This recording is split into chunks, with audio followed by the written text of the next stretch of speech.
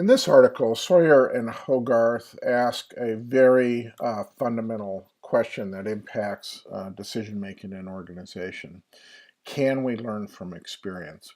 They pursue then the related question, or what are the impediments? What are the factors that occur in organizational decision making that make it difficult for organizations to learn from experience, that cause decision making to repeat prior errors? You're going to see some things here that are very similar to some of the challenges people have in making judgment about causality that we've already talked about, in particular the attribution material. Some similarities here.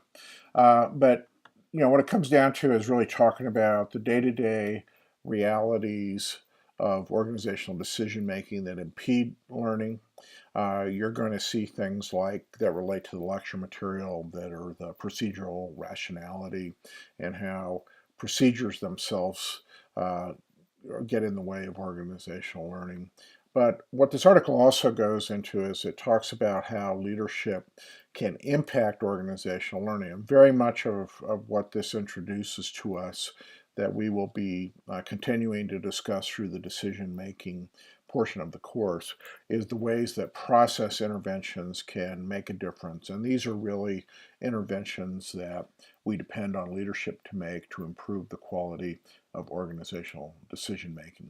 I'd like you to look for and watch for the relationship between outcome bias and attribution. The explanations are very similar.